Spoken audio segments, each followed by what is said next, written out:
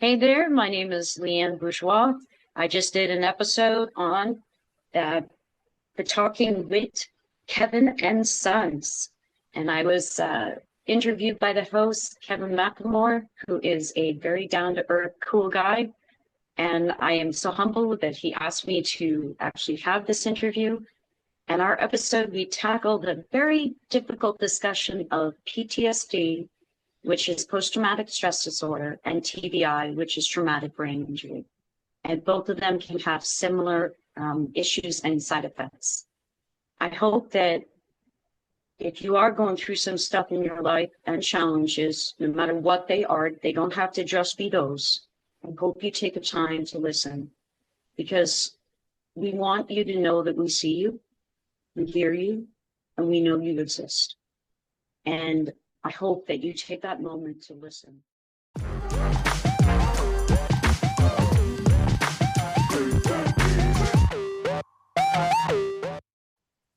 Welcome to another episode of Talking with Kevin and Son, WIT.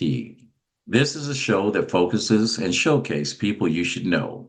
Hi, I'm Kevin McLemore. I am your show host, four-time published author, speaker, and as some of my friends will call me, the Mindset Messenger. This episode is brought to you by R&K Productions and the 10 United Podcast Network. Through the power of our story, our mission is to uplift the power of your voice, inspire, share stories and experiences, perspectives, using the framework of teaching, learning, and modeling. Our purpose is very simple, folks. It's to help other people every single day. Now, I want you to pay attention. Whatever your objective is, successful people, they create a framework around their day-to-day lives that not only enhance their lives, but sometimes they pour into others. Like my guest today, she will reveal the true secrets of a talented performing artist. She's an author, she's a world-traveled speaker, and she is also a good friend. My guest will share with you how she is an empath, and a healer, and her love for people through her music. She is from Canada, now in New Jersey. This show is all about facing hard challenges head on, thriving in a life with PTSD, post-traumatic stress syndrome, and how you can survive and be successful in life and live with a traumatic brain trauma as I do. Our guest is fun, she's relatable, she's a hidden gem. She's a living example of the starlight that she is. Let's welcome to our show my good friend, and I love saying her last name, Leanne Bourgeois. All right. Comment allez-vous, mademoiselle? Ça va bien. Thank you so much. Leanne. How are you doing? I'm doing well. Uh, I'm living the dream, as they say. you've been living the dream. You've been all over the place. I saw you on a podcast sporting a nice little hat. I've heard, you were telling me a little bit about the photo shoot you're doing. You're working on some good music. Um, you're living the dream. You're being the best version of you. So Absolutely. It's when you decide to choose you, you do your joy and you do what matters to you. And when you can do that, that's when you live a peaceful life. That's when you're at peace, when you're doing the thing that means something. And for me, that's a mix of music, speaking, writing, performing, and certainly interacting with family, friends, and certainly an audience. That is something that makes my life complete. yes, and I want to thank you for coming on because a lot of people they want to come on and they want to promote things that they're doing, and a lot of people are doing some great things. This is a conversation that most people don't want to share with people. Most people don't want to admit that they live with some type of trauma in their life. When I talk about PTSD, is post-traumatic stress disorder. When I talk about what I go through, a TBI is a trauma to my brain. Um, and most people think it's something that you can catch. So they become contagious when we have the conversation. And most people that live with it can't connect the dots between the reality and what goes on in life living with this trauma. So let's talk about your connection with PTSD and why it's so important that we have this uncomfortable conversation. Thank you so much for that question. When it comes to PTSD, the post-traumatic stress disorder, there's actually, that's one version, which is your primary, almost like your primary perspective, meaning the person who's been impacted, that is the person who's the intended target. But then there's also a thing called secondary post-traumatic stress disorder, and that is for people who take care of people who do have who have stress disorder. So for myself, growing up as a kid, there's a few things that happened to me actually, because sometimes people look at TBIs and concussions as two different things, but really they're the same thing. Traumatic brain injury is a concussion. It is an impact to the brain. And when you get hit, it doesn't mean that you get direct impact to the brain. It can be a hit to your body, like in a car accident, and your head doesn't hit anything, but your body shakes enough that it shakes the brain inside, because our brain is not solid, but our bones surrounding it are. And that's why you can get a concussion in the brain so easily in that way. When I was a kid, I played soccer. I have been impacted many times in that way. A random incident, I was working at a telecommunications company called Eastlink in Canada, and a maglock metal plate that was inside that 7 or 8 pound weight that's in fell on my head one day as I was exiting the rear door. That I would say was my second concussion. Now I'm thinking I had one more. In high school, my brother and I unfortunately flipped over in our car and hit the roof of the car. Another incident was when I got a soccer ball to my face and I sustained an edema in my left eye, which means the only time you get an edema is if you significantly impact at such a hard shot, which my friend Will would say that was the hardest shot he's ever seen anybody receive. Thankfully, luckily, I survived. Another impact was I hit my head under a kitchen cabinet when I was putting a mixer away. So those are, 4 main incidences of getting an impact. And that causes so much significant issues because it can cause issues with your mental health, your physical body. You can develop chronic pain, light sensitivities, noise sensitivities, and temperature sensitivities. So sometimes extreme heats can be very difficult to deal with. And it's not an easy process. So that's just one part of the PTSD, because many don't associate chronic pain with PTSD. But actually, chronic pain has a memory in it as well. So you can have what are called acute injuries. They can alter that long-term effect on a chronic pain injury that can be more painful than chronic pain. But because it comes in, your body remembers all of it. So it creates a trauma response. And then I didn't even mention psychological trauma. I also had, unfortunately, some sexual assault when I was a kid, had in high school, had as an adult, and then being bullied at times. I've had a variety of different things that cause my reactions to post-traumatic stress disorder. But I don't want you to feel like that this is like a Debbie Downer, because I will say this, through every challenge can become a great reward. Because the people you meet when you're getting care, the people that you learn about, the different treatment options, yes, you're going to get some crappy ones, but you're also going to get some good people that are going to reach out and help you and walk you down that path. And it's not easy. Asking for help, it's not easy. But if you choose to get that help, you can live a quality of life, even if it's different than the way you know it. So I hope that gives you some insight. That is mainly the reason why I wanted to have this conversation with you. I wanted you to share the life you're living because most people, when they look at you, it's not like you broke your arm. It's not like, you've got 12 stitches somewhere across your forehead and whatever. You cannot see when you look at you. You look like a normal person. You look healthy. You look fit. When you sing, you sound like, an angel singing. You write music, you perform. You sit on stage and you talk about life experiences and how we turn these things around.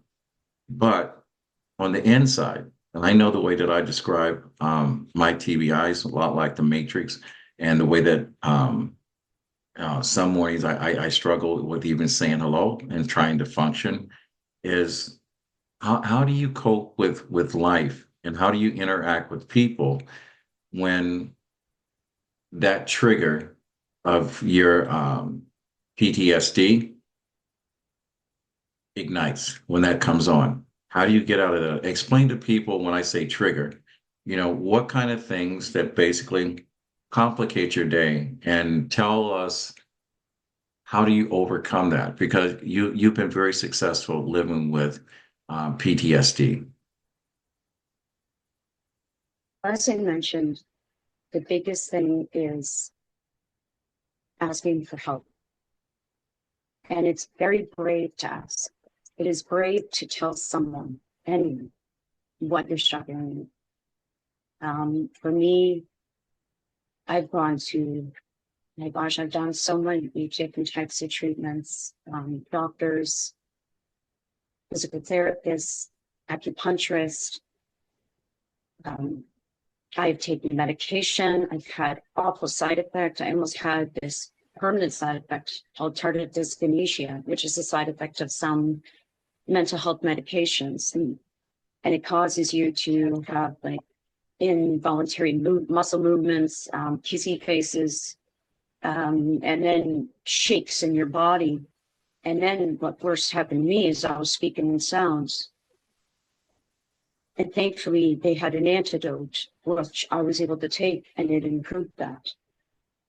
So to answer this more specifically, it's been painful. It is not for the faint of heart to go through this process. I've been at my wit's end. I've gone through my blood, sweat, and tears. Been on my hands and knees. Thankfully, I have my spiritual perspective. I know not everybody does, but I do. And so I prayed. I put my hands up. I'm like, okay, I'm done. Now, thankfully, my mind and body does not do self-harm, but I've been overly critical because I think it's because the way my family raised us, they kind of taught us to keep going no matter what, which is an amazing statement. At the same time, I don't know anything different. And when you're living with something, as long as I have, with chronic conditions like fibromyalgia, chronic pain, and PTSD, all I know is my dreams and goals are so strong that that's what gets me up every day, is to make steps towards that goal. Every setback, again, back to the drawing board. And yes, I get mad, I yell, but I have music. I can get behind that piano and start playing. And it's like someone just gave me a shot of relief. I can read, I can paint. I've used painting as a coping strategy. I've done juggling, played the harmonica, go for walks with nature, take pictures, take photos of nature, meditates. I will make this clear. The biggest difficulty that people have with this is asking for help, because dealing with a condition or multiple conditions is hard enough on its own, and not everybody has the voice to advocate. Thankfully, I've been blessed with that ability to advocate and handle the condition. But I've hit my edges. I've had my suicidal thoughts. I've had my moments of despair, where I call it the mental vortex that you can get trapped in. But again, what keeps me going is my dreams. My dreams of wanting to perform on Broadway. My dream of wanting to do a TED Talk. My dream of giving back to mental health organizations that help me being able to give back the financial support so that these organizations can continue, because a lot of them depend on grants for funding, and not everybody has the money.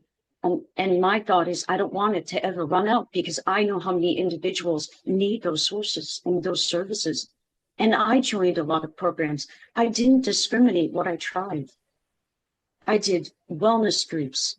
I did dietary groups. I did chronic pain support management groups, art therapy. I did anything and everything, because my thought was this: I didn't want to stay on disability for the rest of my life.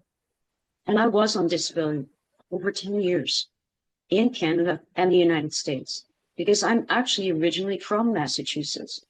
And I lived in Canada after that. 21 is when I moved there. I lived there 21 years. And then I moved back to Mass in 2022. And I moved to New Jersey in 2023. And it is a journey. There's sometimes the isolation kills you. It gets to you because you don't think people understand it. Sometimes they don't. A lot of them don't. But one thing I will say, as long as you do, that's what matters over anything else. You don't need other people's validation to tell you that you're in pain. You don't need others to know that you're hurting. As long as you validate that pain and you decide, I'm going to do something about it. I don't know how, I don't know where, but I'm going to do something. I'm going to find that solution. And I'm going to start with one thing at a time. And I'm going to have that 1% improvement today. Because if I can get to 1, I can get to 2, and so on. I learned that from a doctor. They said, don't do all or nothing thinking, because that just gets you trapped. But if you can get better by a little bit at a time, you have a chance. And I hope and hope and hope and pray that you choose, because we need you. We need your story. We need your gifts in this world, because what you share matters, and what you face, others are facing. And if you have that strength to continue, you can get back to the ones who need it now, the ones that you've made it to your level and you're able to give back. That is the biggest gift you can give to life. Yeah. Most people, and I've been in a room with 50 or so of these people. It took me a long time to join a group to talk about it, because, a lot like you, I turned to my natural resources, my talents, and I buried my head. And days that I couldn't control it, I found laughter in the darkest of rooms. But when I sit in rooms with people that are struggling to be advocates of their own health, like you are, and to listen to people month after month, year after year, and this has been several years, and they're stuck in the same place. It took me a while to take people in my life and shake them, including my own children, to let them know that, how they would laugh at me when I stuttered, when I said I couldn't remember something. They pressured me to remember when I struggled, remember. I started to shut down because I didn't trust the conversation I was having, or the conversations I was going to, that I was receiving. I closed down communication. I denied that I was depressed when I was actually depressed. Lucky for me, I didn't, because I grew up with a family that abused substances. I did get to the point that I was tired. And when you're tired, you just want to check out. You just want it to go away because you think it's all about you. How do you have that one person that you can talk to that basically said, my head's fucked up today, look out for me? And how did you create that relationship, and how do you articulate and explaining that to that person when the load that you're carrying inside your head is too heavy for you to carry, that you need someone to carry you across the finish line? How do we have that conversation? I'll say, again, a wonderful question. It is very difficult to answer. But the one thing I will say to answer that question is this: who you ask today may not be the person that will help you tomorrow. The one person you can count on is yourself. and you may not know the answer. That's why you go and ask a doctor. If the doctor stinks, then you ask another doctor. Do not stay. This is what too many people do. They keep going back to the same doctor. There's that quote. What is it? If you keep living the same way, was it Einstein or someone who said it? If you keep making the same decision and expecting a different outcome, then your brain is not connected to the truth. Mm-hmm. You need to make a different choice today so that you can have a different answer tomorrow. And no, it's not easy. Another thing is, like I mentioned before, because of my spirituality and my connection to God, that's one source that I've been able to count on. But I realize there are people that don't believe in God and they're atheists. Well, then you believe it, whatever you can. I don't care if you have to go outside and hug a tree. If that's what you believe in, then believe in that tree. Whatever that is for you. Pick up a rock. I love gemstones, the shiny colors of them. I love that. If you believe in that, then pick up a rock. Whatever that is to ground you in that moment, that's what's going to keep you in the present. The present is the gift. If you keep going into the past, that's depression. If you keep going into the future, that's anxiety. But if you stay in the present, which, yes, it's hard to do, that is peace. Because it's a neutral state where you're not judging what is going on inside you. And yes, believe me, I know how hard it is not to judge. And I have judged myself. Believe me, I have done it. But I've worked on my positive self-talk. And an interesting thing, when you are changing the way you talk to yourself, just remember this. Our brains are very smart. So you've got to give it evidence. Kind of like when you go to court and you're defending a case, you've got to give evidence. And I always use like top 3. I'll give you an example. I am a good person because no matter what has happened to me, I decided that I wanted to live. I'm a good person because I donate money to mental health organization in Canada every month. I'm a good person because I follow up with my friends, like my friend Mike and Mervyn and many others in Nova Scotia, because I lived there for a long time. I follow up and see if they're doing okay. My friend was recently sick. I checked up on him multiple times to see if he's okay. And see, then you have those evidence, your brain is going to believe it. And when it believes it, that's when you can start changing the mechanisms in your brain and giving the synapses a different way to look at it. And again, as I mentioned, I sympathize how difficult this process is.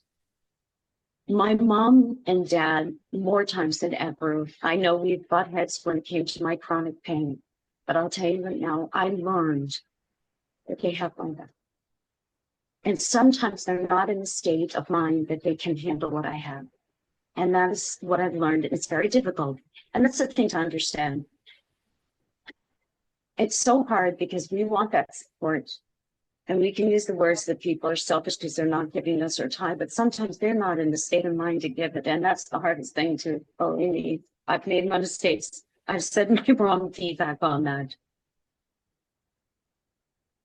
So that's why I said give options. It's funny, there's this thing I created before where you would put like your coping strategies. And it used to be called a crisis survival plan, but I didn't like that. So I called it the survival plan. And in there you can do, like, there's a method called 5, 4, 3, 2, 1. There's something like labeling 5 things, 4 things, looking at 4 things, something with hearing, and then something with smelling, 3 things or something, however you want to do the list. The point is you get multiple things. And the idea of the exercise is to keep you in the present. It's so you're focused on the moment. But there's things like you can also, like I mentioned, juggling or playing music or going out for a walk, going out for a jog, lifting weights, anything that can be co-constructed, putting cream on your hand that has a scent if you're not sensitive, anything to change your mind. And then another box would be people that you can call. Now, like I said before, we don't know what state of mind people are going to be in that day, but you still call anyone. I have a plan and I wrote it down. And if you forget who to call, I want you to take a pen and paper and write out what you're going to do when you start feeling low, when your mind is telling you to end this life. I want you to think of something. I want you to put it when you're having a good day, make this list, not on a bad day, on a good day. And you make this list. And remember, every part of you, even a day that's tougher, you can still make it a better day. It doesn't have to sustain and be at the same rate. It's just a shift, make a different choice. But when you write that down, write down these people and put on a disclosure statement. They may not be in the state to handle me today. But then I'm going to go to my point A. So for me, my steps are this. I talk to myself. If I feel that's not enough, then I reach out to a friend. If they're unavailable, then I reach out to my parents. If they're unavailable, I reach out to my siblings. If they're unavailable, then I call my doctor. If they're unavailable, then I go to the hospital. Or no, sorry, I call the crisis line. If they are busy, then I go to the hospital. And the reason you have those steps is so you have a place to go. I know there are people out there that say, I have nobody. You are the people I'm talking about. Then if you have nobody, then you need to get a doctor. And if that's not comfortable, there is an organization online, numbers that you can call. You can also, there's a texting one. If you want to be anonymous, you can text people too. So I hope that gives you some options, but these are the steps. And I'm sorry it's so difficult, but this is what we have to do. But remember, keep the goals of what you want in your life, and that's going to make you do these steps. And there's no rush in any of them. If you don't feel like it that day, that's okay. But make sure you take care of yourself that day. Give yourself a self-care, take a bath, whatever it is to make you feel good, even just for a minute. Do that day. And then the next day, if you feel more able to advocate, that's when you need that phone call. All right. You gave a lot of information. And before I ask my next question, I want to ask you, how do people get in touch with you? If people want to have a conversation and they feel like you're the only person that gets them and they want to reach out to you, how do they get in touch with you? So my website, my Facebook page is public, and I have it where people can reach out to me. So you can just go under my name, Leanne, Leanne. My last name is Bourgeois, is Bourgeois.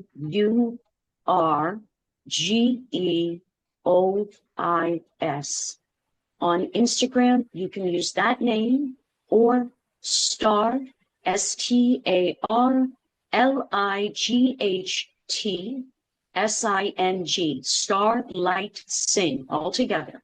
So either way, you can get me on Instagram. Again, both those pages are public. Please reach out. I'd rather you reach out than reach to take yourself away. Please reach out and get help. And remember, you are not alone in this business.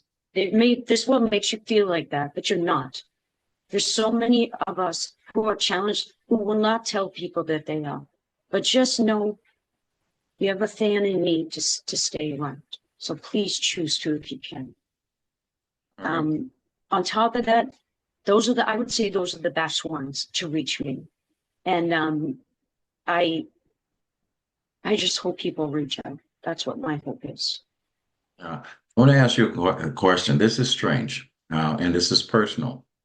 Um, for me, there's an upside to my TBI.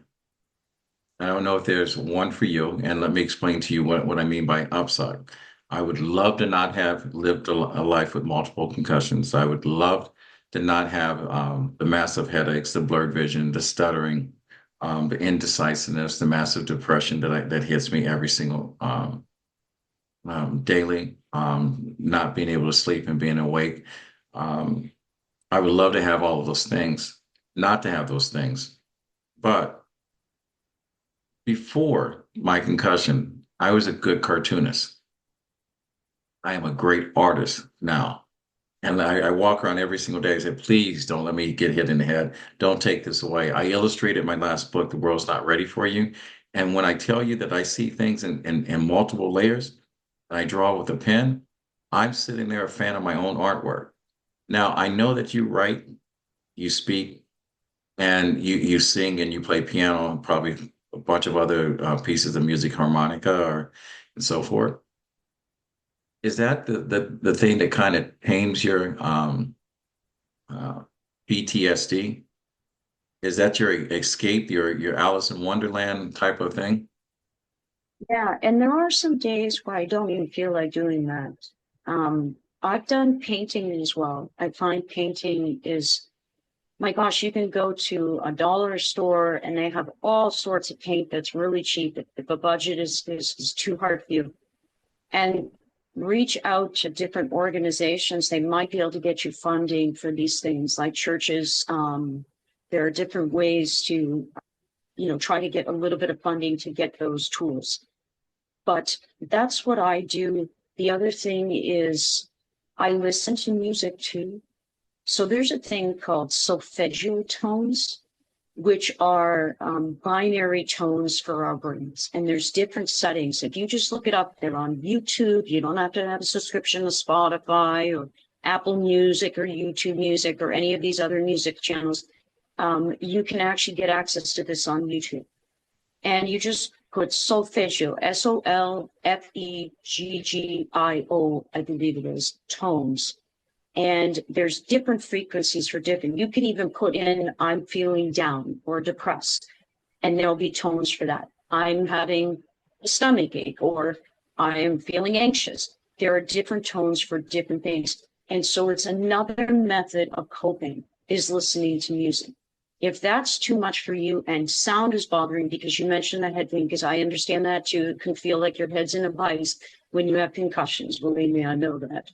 And I'm getting Botox actually in a couple of weeks, just to tell you, I'm still having treatment of stuff. I'm actually probably going to get an injection in my hip this week for my arthritis. It's like anything else. There's maintenance. It's called maintenance. You're constantly a pinata, having to do this up. But what's the alternative? Suffering? I don't want to suffer. I want to feel better. So I just do it.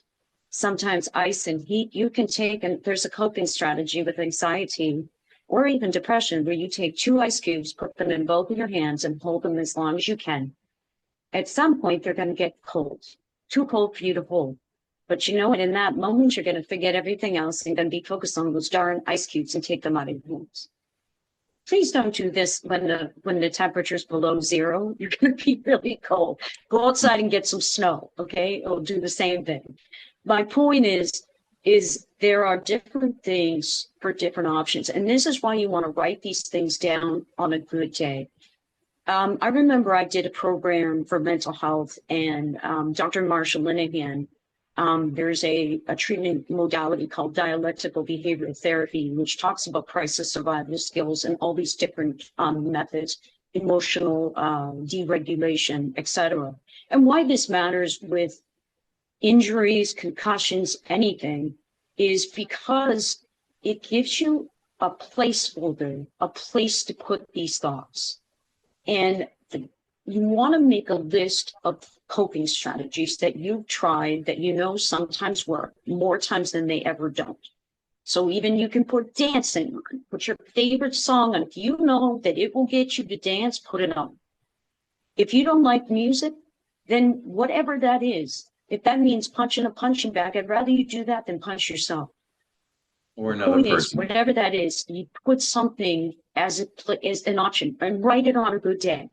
That way, when you have an off day, you can go to that list. I don't care if you have to read that list 20, 30 times to find the one thing that you're going to try and it works. That's what you do. This is how you cope. This is what I've had to do. I've done all these different things. And when you go to a doctor, if you forget what to say, write it down. Remember, most doctors, when you make one appointment, that's one thought. If you have more, then book more time. Ask for that time. If you want 2 things to go over priority-wise, ask for those 2 things for the extra time. And if not, they can only do the one. You do the one, you book another appointment. So you book that other one right away, and you can get that second appointment dealt with. And this is how you advocate. If you struggle with it, this is how you do it. And if you don't like your doctor, then you get a second opinion and you get a third opinion. I don't care what you have to do. Just keep going. The idea is being proactive. And I know it's frustrating and I know it's painful. I know you're going to feel ignored by people. I know you're going to feel invalidated. But remember, you validate yourself. You know your truth. If you're in pain, just say, I know I'm in pain. And I'm going to take care of you today. I'm going to do the best I can with what I can today. All right. Thank you. Thank you. I do have to ask you this, because you mentioned that with your PTSD, that it came from part of it was from a intimate relationship. There's a quote that I had wrote one morning. I always write the first thought that comes to my mind, and I share with 100 friends. If you've been on that list of some of the things that I've written with my first thought, I went from journaling to now I don't know who the hell I am in the morning, but I wake up and there's always something on my mind. Never be a prisoner of your past. It's just a lesson, not a life sentence. I know with me, I will not climb up on the ladder, not because I'm afraid of heights. It's because what has happened to my life when I fell 10 foot off a ladder onto my head. Even the 3 foot ladder reminds me of the 10 foot fall. How do you deal with what has happened to you in your personal relationship in the past that has added to your PTSD? And how do you not carry that forward in healthy personal relationships? I'm not saying intimate, I'm saying personal relationships. Um, how do you do that? It's hard. And I've had moments where I've had to end relationships, friendships, acquaintances, because if people don't treat me well when I am dealing with stuff, then they're not my friend. A friend to me is someone that stands by you through thick and thin, meaning they celebrate your wins and they support you during your losses. So something I do when I'm feeling isolated or feeling lonely is that I thankfully have been able to afford to go see a therapist. Now I can't go as often as I would like. There are some free programs out there, by the way. Cooper has some stuff. So if you check into those programs, they're a lot inexpensive. Just call, ask. And that's something I did. I actually did an 8-week thing with Cooper. I worked with one person and she was excellent thing for me and she gave me some tips. What I do is I go see a psychologist once a month and I'm doing what's called accelerated resolution therapy. Now, you're probably wondering what the heck that is. Well, there's a thing called EMDR, which is they refer to eye movement desensitization. It's basically your eye, they have you go back and forth and you're following a ball that goes back and forth and you get to pick the pace. People with concussions, they have a different option, which I've had to do because of my side effects with dizziness. By the way, I take medication for vertigo, yes, because I've had a history of that. When you have concussions, those unfortunately are side effects that go with it. But with that, we use two paddles. So one goes in one hand and the other, and then you get to pick the pace again. And it goes through these different sections. They combined dialectical behavioral therapy, cognitive behavioral therapy, and then all those different modalities into one. And then there's like a visualization. You go through the scene. But the whole objective at the end, when you go through the treatment, and we've done it, I think, like 5 times now, and it's been the best treatment I've ever had, is it redirects when you get that trigger. So now you get the trigger, and now you get the new image. So for me, for example, you could take the image, whatever that scene is, and now you've been able to paint over it. Then you've been able to put wallpaper over it. Or vice versa, you can do the wallpaper first, paint afterwards, or paint for wallpaper afterwards. And you get to pick the colors, everything like that. And the whole point of this movement is to trick your brain. That's why they do the paddles. So you're not doing the whole time. So there's a moment where you're in it and the paddles are going, and then you stop, and then you reflect. Then you go back in. So it's back and forth, back and forth. It's almost like Morse code, but it's basically getting information to your brain so that when you end up with a different image. Now, you're not going to forget the memory. I don't forget what I've been through. I remember them. And when I get hit, the one thing I've learned over the time is called self-exposure therapy, which is I place time limits of how long I'm going to be within the trigger. when it first happened, this happened when I had my divorce. I was in severe PTSD back then. And so I learned about time limits. So I basically could only go in for like a minute. And then I would come out and I'd set an alarm on my phone or however long I could do. And then I worked myself up to the point where I could go in time and give myself permission to be there and leave. Because what I find is when you avoid, is there's a thing called what you resist, you persist. So whatever is going on, the more you can accept it, acknowledge it, the sooner you can work with it. And again, like I said, this is not for the faint of heart. I had a really rough year this year. But one thing that's kept me going is my success from before. I overcame before, so I'll say that. Hey, listen, you went through worse. If you got through that, you can get through this shit. You can get through this. And that's what you have to do. It's like you have to, it's almost like doing boot camp for the mind. And that's what I do. And it's not easy. It's not always, perfect every day. It isn't, Right. but I do my best. I try. And laughter. If you can laugh at yourself, when you get to the point when you've healed enough, all right, so I can't go up on ladders. Oh, well, I can appreciate them. I see them. Good. You enjoy that. And you can walk by it without it hurting your head while you walk by, because it can be a trigger just seeing one. If you can get past that, every stage is one thing. So even for you, you can even get like one of those one-step ladders with a hand, put it as close to the wall as possible or right next to the most solid thing you can hold on to. And just go up that one step while you're holding that solid object. This is like dance. Think of it as dance class. You hold on a bar in ballet when you do ballet tendu and all that. Think of holding on something to do that. And then what you can tell your brain, look at that. I went up one step. Well, see, the way that I kind of cope with it, one, I'm glad you said laughter, because that's my fun, that's my happy place. I always tell people I'm okay with being different. I'm okay with being okay. And it's like, recently this past July 4th weekend, I climbed Pikes Peak, and I'm afraid of heights. I'll be honest with you. I was afraid of heights. But when I got to the top, I had experienced altitude sickness, but I walked over to the tip. They have a welcome center at the top. And when everyone else kind of went in to use the bathroom, I walked over and I said, I'm going to look down from the top of Pikes Peak, 14,000 feet plus. I looked down and then I looked up and I'm going, how can I be afraid of something God created so beautiful? I can literally from Denver see Kansas City from Pikes Peak. And after that, I realized, I said, even climb the ladder, I'm not afraid to climb the ladder. I'm not afraid to go on 10 foot up. What I'm afraid of is landing. And so I try not to fall. And I try not to avoid the pain. I know it's there. I know that, I believe that one day it's going to go back. I've never been normal, so I accept the new version of Kevin. And when they say that 5.0 used to be me, I'm 7.3 now.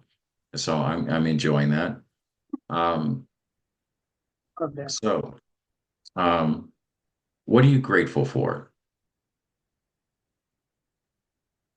One thing I am grateful for is for conversations like this with people like yourself, because it makes me feel seen, it makes me feel heard, and it makes me feel validated. And that's one thing I'm grateful for. I am thankful for my home, that I have a place that I can go to sleep in, that I have clothes on my back. I'm thankful for my ability to perform with music, my ability to self-accompany and sing at the same time. Having the ability to even access that part of you is incredible, to be able to get your mind out of yourself and putting it out into a sound. As they say, that musical instrument does not play itself. I'm thankful for my family. And family doesn't always have to be blood, as you know. Family is the people that that love you as you are in every state of your life. Because none of us are getting out of this world alone or alive, quite frankly. And I understand the memory stuff with concussions and TBIs. It's scary at first. It's really is. I've had family members who have passed away from Alzheimer's and such, and I know that can be scary. But one thing is, our brains can heal. It may not be perfect. It may not be exactly as you knew it. Like you said, the 5.0 version may not be the Kevin that ever will be again, but the new 7.3 version is better because you're more compassionate with yourself with this stuff and more empathetic with how you deal with it and cope with it and live with it. And when you get over those hurdles of heights and you just decide one day you're going to do something that you didn't expect and you make it happen, that's the most beautiful. I am so thankful for nature. Oh, I love looking at deer. I love taking pictures of them. I love seeing the leaves color change during fall. I love waterfalls. I love like the bigger the better. I just love the sound. If you just sit near a waterfall and listen to it, it's the most beautiful sound.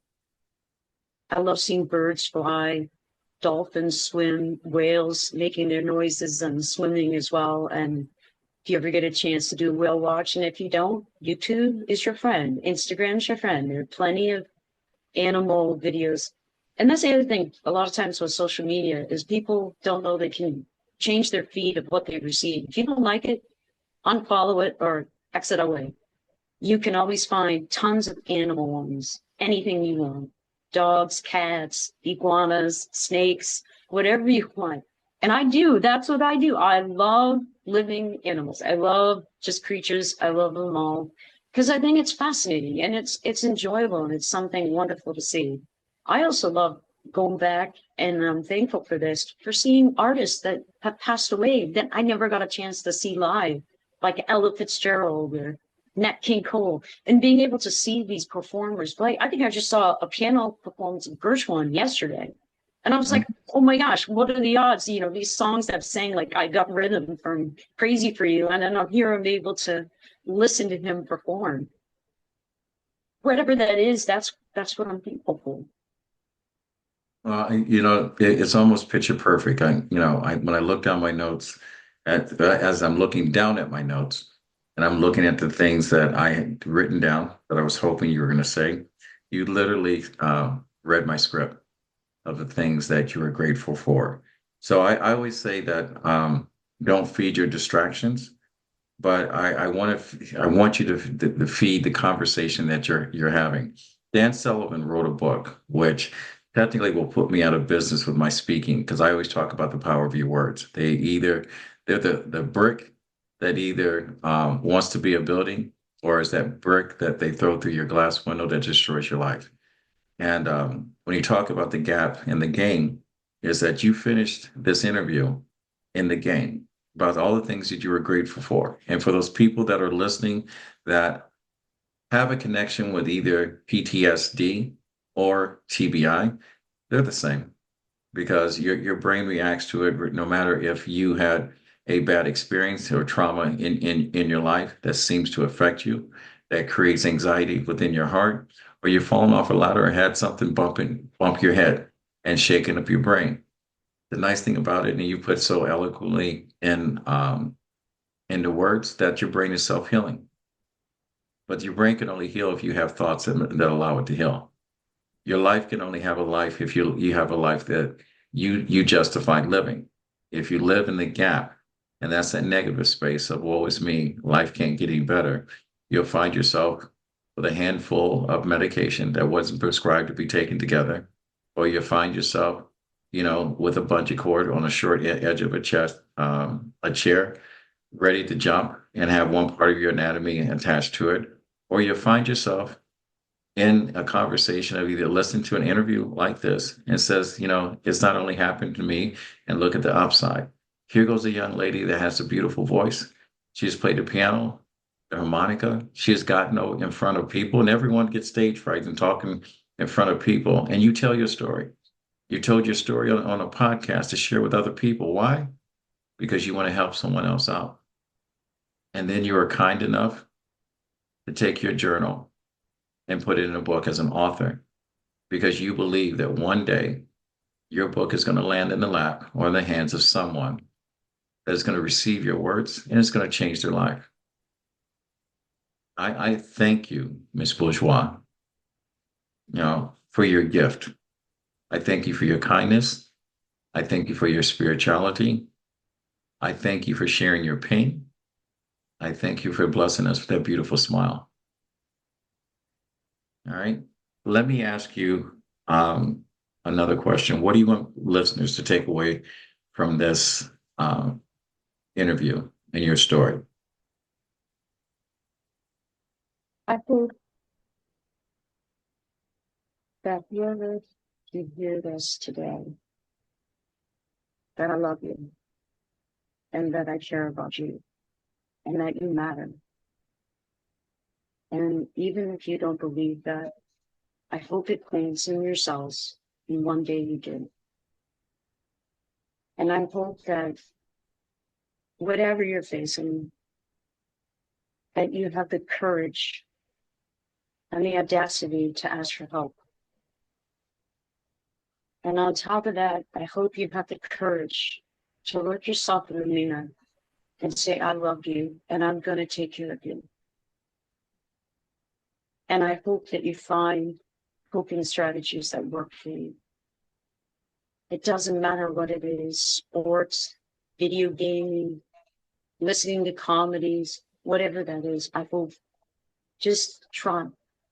Just look at different things. Remember, you have value. You matter. Even if no one else made you feel that way, you do. You do matter. No matter how many people reach out to you, like I've been through that. How many times people have done that to me. I had to turn around and find the value in myself again. I hope those words matter. And I hope that if you can. And I hope everyone listening to this finds time to hug someone, hug a stranger, and let me know how that feels. Leanne Bourgeois. I love saying your last name, Miss Bourgeois. Thank you. If you had one ask, and and I'll explain to the reason why I'm asking you, one ask, ASK, or one wish that could come true. I prefer ask. The reason why I ask this because many people are telling me how to market my show, how to grow my brand, who my audience was. And when I decided to put together this podcast, I wanted to showcase people that we should know, people that had great stories that were making a difference in people's lives, which you are. But I also said that I could care less about having 100,000, likes or comments or whatever. I didn't want to sensationalize or sell out just because people followed me. I wanted people that had a high call to action to be part of this show. My friends are not the type of people that drive by an accident, they stop and help. And those are the people, when I say subscribe, those are the people that I want to subscribe. If you're not one of those people, I'm okay with you liking and making comments, be a positive or negative. I always say be honest. Everything can't be roses. But strange thing has happened to the show, and I didn't even know it. I've had 6 people today, and this is going on my 3rd year of doing this podcast, that someone, a total stranger, has answered a call to someone's ask. Most people go through their whole life and not have one dream come true. And I've had 6 strangers address the dream of someone else. So if you had one ask, what would that ask be? You think that would be the easiest question to answer. It's not. Well, But it's just like Aladdin's lamp. You know, when you yes, rub that I lamp and you do. ask for something, if you Yes. don't think it all the way through, it kind of backfires you. I think my biggest dream and wish that I always, always wanted, and my health has been a barrier at times that's made it difficult to achieve. But I still believe that it's possible. I don't care how it happens. I don't care what angle I can make this happen. I want to have my day on Broadway, on a Broadway stage. That has been my dream since I was a little girl. I just want to be on that Broadway stage. That is one dream I want to fulfill. before I leave this world. It's one thing that matters more than anything in my life is being on Broadway. All right, let me clarify this because I've been to a lot of places that has a Broadway. There's a Broadway in Detroit. There's a Broadway in Dayton, Ohio. There's a Broadway in Cleveland. There's a Broadway in New York. And there's probably a Broadway in Virginia, Tennessee, Massachusetts, someplace like that. There's Broadway. And you can put a box up on a corner and call it a stage. Is that what you're trying to say you want to do? I'm going to say it, Remember I New said the York last City name? Broadway, the original Broadway. All right, that's why I just want to make sure that in the event that someone is putting on a play and someone needs someone to play the harmonica to sing or be an actress, she is an actress, and you're looking to add a cast member or be an understudy for someone on a Broadway production, contact Leanne Bourgeois and give her a chance. You know, the nice thing about life, we all start out, no matter what our resume say, we all start out that as that first timer with having zero experience of any of our first jobs. There's not one of us that went into our first job with 20 years of experience. We all went out knowing nothing, and we just were just hoping someone gave us a chance. All I'm asking for my listeners is give her a chance. I'm telling you, I know her personally. She ain't gonna let you down. Thank you. She won't let you down. She is a gift to this world.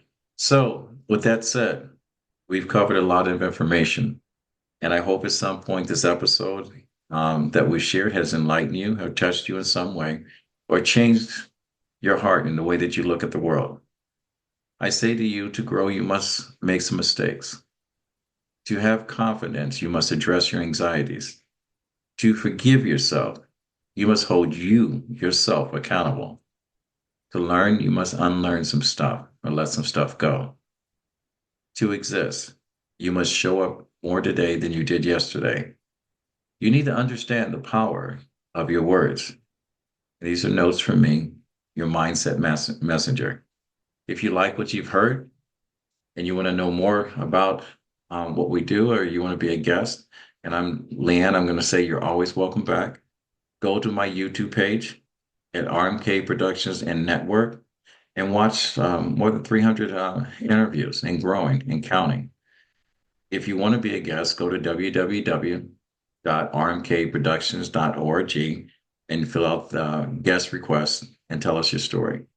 I would be more than happy to talk to you. And if you're making a difference in someone's life, Leanne, if you're connected to someone that's changing someone's life, please bring them back. I want to thank you so much. And to my listeners, find 1,000 ways to be kind to someone. And if you have someone that's living with either traumatic brain injury or post-traumatic stress disorder, open up a line of communication and be passionate. Listen more than you talk. Practice wait. Why am I talking? Listen to what they're saying and know what they're saying to you is real. When they say they don't remember, don't force them to remember because that creates anxiety. It will circle back around if their brain is healing. Don't add more stress to it, but not understanding. And if you don't understand, just give them a hug and tell them that they're loved. My grandfather always said, when you get to a place in life that you can help someone else out, he said it's your duty to do so. He said, reach one, teach one. And with that said, ladies and gentlemen, we fade to black and we're out. Leanne, thank you. Thank you so much.